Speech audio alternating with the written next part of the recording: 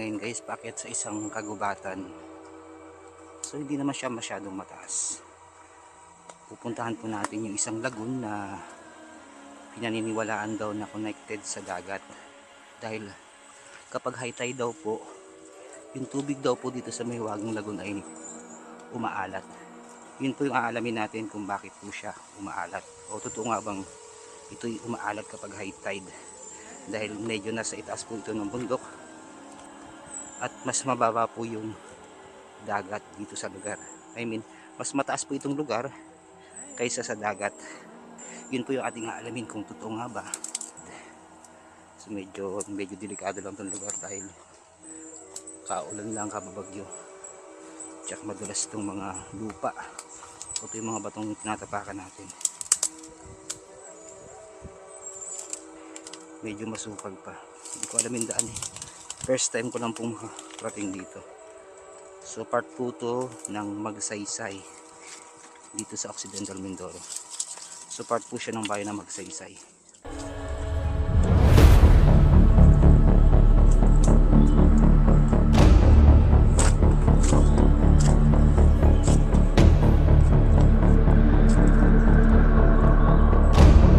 Ito yung lagoon na connected sa dagat.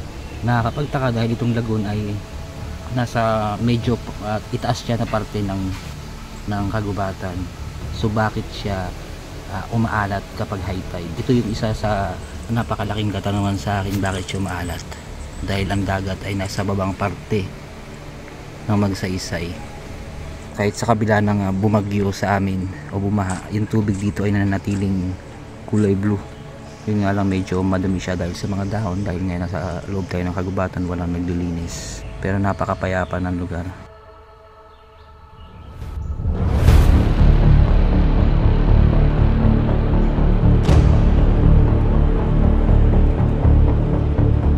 Try natin guys tikman ang tubig dito kung totoo nga bang maalat.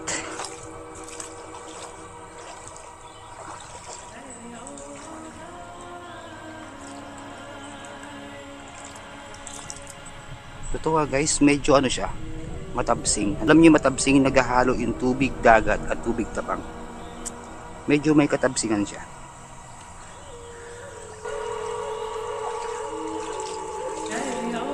Ayun din po sa kwento, ewan ko lamang po. Yun na yung gusto kong malaman. Kasi ako naman po hindi naman nakakaramdam sa mga ganun eh. Meron daw ditong umiiyak na babae. So lahat naman po ng lugar eh, may mga alamat. So mas maganda na rin po siguro kung maniniwala tayo paminsan-minsan. Ako naman po naniniwala, pero hindi naman po 100% naniniwala. Basta hindi ko siya yung experience ng talagang personal. Medyo maano lang po yung lugar, madahon dahil po sa gitna ng kagubatan, so walang naglilinis. Pero yung tubig po napakalinaw. Kahit po sa kabila ng kababagyo lang namin o kababagyo lang dito sa lugar namin, hindi po malabo yung tubig dito. Bluish siya. Siguro dun sa part na yun, malalim dito. Sayang hindi ko nadala yung kawil ko. Try ko sanang mga will dito. Siguro pagbalik ko guys, plano ko kasi guys mag overnight dito sa lugar, yung mga ganitong lugar. O magsasama ako kahit isa. Siguro isasama ko si Mr. Kalahi. Dahil medyo malakas-lakas din yung loob nun sa mga ganitong lugar. Si Mr. Hobader o Mindoreño Mangyan, hindi ko sure kung sasama sa amin. So kaya ko naman siya guys mag-isa. Yun nga lang, maganda rin yung medyo may kausap para hindi boring, diba?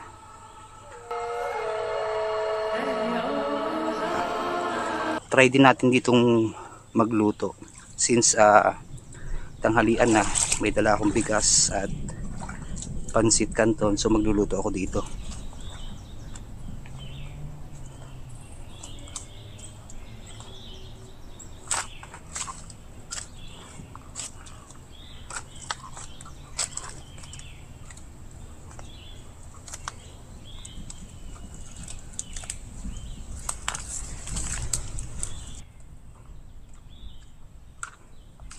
Dito talaga ako guys nagluto. Hinihintay ko kasi yung may nagsabi kasi guys, ewan ko lang kung totoo, na kapag alas 12 daw ng tanghaling tapat ay merong nagpaparamdam dito. So yun po yung gusto kong malaman kung totoo, kaya po nandito ako ngayon. So maaring wala akong maramdaman dahil wala naman akong talent o wala naman akong gift para makakita o makaramdam ng mga ganong kakaibang pangyayari. So maaaring isa sa inyo yung mga kapanood, so maaaring sa mga oras na to meron kayong nakikita na kakaiba dito sa lugar. So pwede kayo mag-comment. So mag-aalas 12 na po siya ng tanghaling tapat. Bali ang ulam ko guys, pansit canton. Mahilig ako sa pansit canton eh. So nakalimutan kong bumili ng itlog.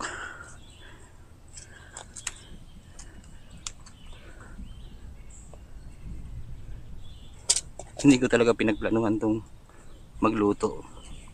Sa sasakyan ko kasi may nilagay akong bigas.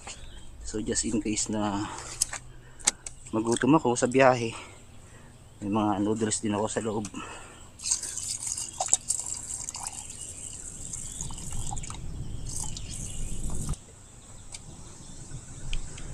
Oops, dito ka muna. First time ko guys magluto sa mga ganito, yung may itong portable. So hindi ko pa alam kung paano siya isindi. Baka may napanood kasi ako nga ito pumutok. Huwag naman sana.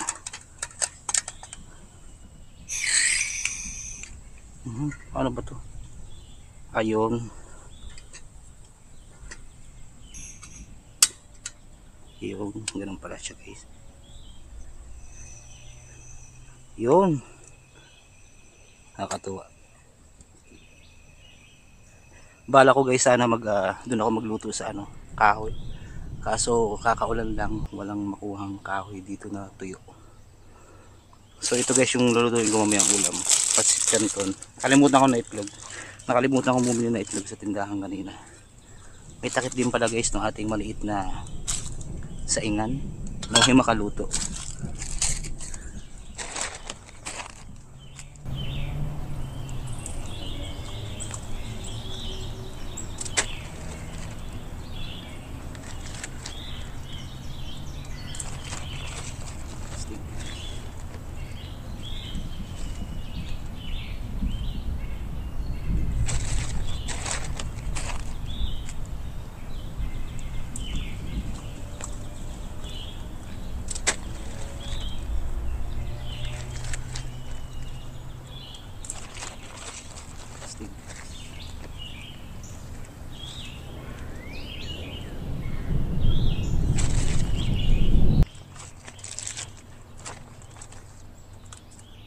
Nararamdaman ko medyo uulan na, kaya ikinabit ko tong silungan na to. Hindi naman to totally tent talaga, para lang siyang sako o lona na nilagyan ko ng lubid sa gitna.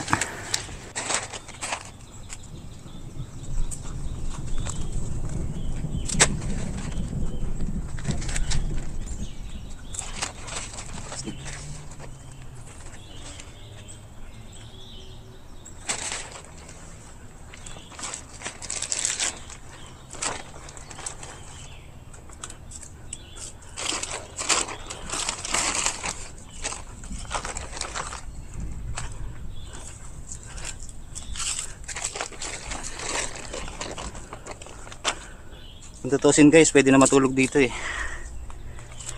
Kaso mabato. May duyan ako kaso hindi ko nadala. Nadala ko pala kaso matrabaho siya. So kain tayo guys. Ang ulam ko guys ay pansit canton. Kalimutan ko bumili na itlog eh. Kutsara. Luto kaya itong kanin natin. Kanin ko guys oh. Hindi ko alam kung kaunti ba to o marami. Paborito ko talaga guys yung pansit canton, lalo kung may itlog. Pero nakalimutan ko itlog eh. Kaya ang pansit canton na lang tayo. Kayo ba guys kumain na?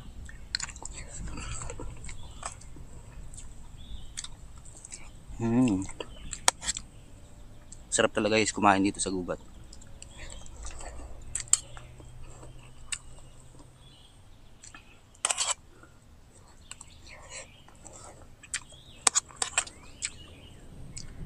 Naka-ready na guys yung tent ko just in case na umulan. Hindi ako basta-basta mababasa.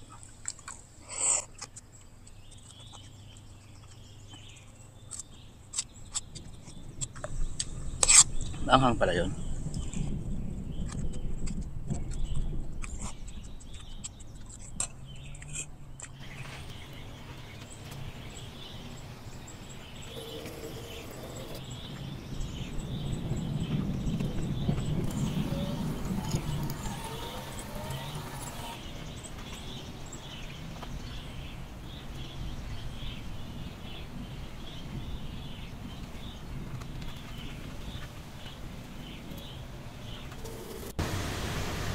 Yun, pinagisan ko kasi sila ng kanin, binigyan ko sila ng kanin, nakita kong may umahon na hipon. Ayan, ang laki. So bawal po siyang hulihin kapag mga ganito yung mga lugar. Maaaring pwede siyang hulihin, pero may mga paniniwala po tayo na hindi natin maipaliwanag. Yan, dahil kinukuha niya yung mga kanin na ito yung kanin na natira ko. Hindi ako nagkalat guys, bali pagkain din po kasi ng mga ng mga isda, ng mga katulad niyang hipon. Yung blue guys yung tubig imagine bumaha pa yan, pero yung tubig na nananatiling malinaw. Yun kumakain yung hipon. Lapitan natin, ay nagkugulat siya, so ayaw niya magpalapit. Ayan siya, yung laki. Ayun, dalawa na sila guys, mag-asawa to, magkaparehas yung size niya. Ayun, siguro pagbalik ko dito try kong mga whale, pero hindi ko naman po sila papatayin o ulamin. Try ko lang kung may malaking isda mahuhuli dito. Ayun, meron siyang sipit, para siyang scorpion, kundi yata yan, parang kapamilya din ng scorpion yan. Yun nga lang, scorpion sa tubig. Siguro tuwan-tuwa sila guys dahil ngayon lang sila nakakain ng kanin. Kadalasan kinakain nila mga lumot, so para sa kanila yan, pesta sila, nagpipesta. Nakasisigurado ako guys, napakarami pang hipon yan sa ilalim. So baka hindi lang hipon yung meron dyan, baka meron din turtle o yung mga pagong. Tuwan-tuwa sila guys sa mga hinagis ng kanin. Tapos dun sa noodles ng Pancit Canton, malamang ngayon na sila nakatikim ng Pancit Canton, pero yun, hot and spicy, baka sila maanghangan. Hindi, ayun guys, yung dahon na malalapad, dun sila nagtatago. Ayun na sila, ayun para siyang kasing laki ng mga sugpo. Maliit lang siya tingnan sa camera, pero pag sa personal po yan, napakalalaki. Gusto kong hawakan, ilagay ko sa aquarium guys, kaso baka kainin yung mga alaga kong isda. Sabi pa palapit medyo yung isa na yun guys, puti, para siyang albino, kumbaga sa kalabaw o sa taong puti. Kadami palang hipon dito. Tiyak ko guys, marami ding mga isda dito.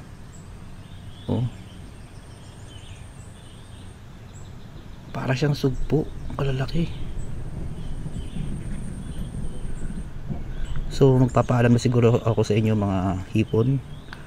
Babalik na lang ako kapag nag-overnight ako dito sa lugar. Babantayin ko kayo magdamag. Pauwi na tayo guys. Ikutin muna natin itong lugar bago tayo umuwi. Hinihintay ko lang naman yung may magparamdam. Sabi kasi sila may paparamdam na dito pag mag-isa ka lang. Ito yung alas 12. Hindi ko alam kung anong klaseng paramdam, pero kayo na yung kumakain ako. Habang kumakain na kanina, parang may narinig akong may naglalakad, kaya panaanlingon ko, parang may narinig lang akong naglalakad. Hinihintay ko nga may lumapit kala ko may taong nagmamanman sa akin o may nanonood, pero wala naman akong naramdamang kakaiba. Yun lang, parang normal pa rin yung pakiramdam ko kanina, wala akong ibang nararamdaman. So maaaring sa iba meron siguro yung may mga third eye. Ayan, may nakita ko kayo ng isang malaking bayawak dito umakyat, napakalaki, para siyang buwaya, sobrang laki. Siguro naamoy niya yung pagkain kong pansit canton, kaya siya lumapit sa akin. Hindi ko na nabidyoan. Nandito tayo guys sa kabilang parte nitong lagoon. Blue siya, napakalalim yan. Doon sa part na yun guys, medyo ano na yun, masukal, kaya hindi ko napupuntahan yan.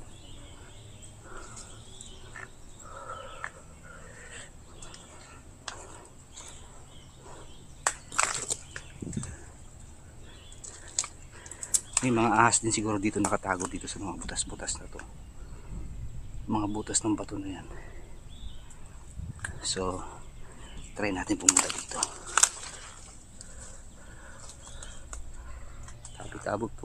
Tabi-tabi po. Hindi ko nadala yung aking sandata. So meron siyang malaking bato. So tayo babalik na guys. Sa mga hindi pa po pala guys nakasubscribe sa ating YouTube channel, pwede po kayo mag-subscribe at pakipindot na rin po yung notification bell para kapag nag-upload po ako ng video, pag na-notify po sa inyo na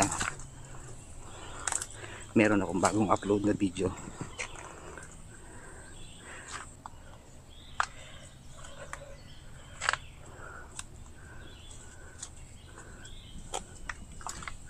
Oops, so hanggang sa muli po, ingat po and God bless.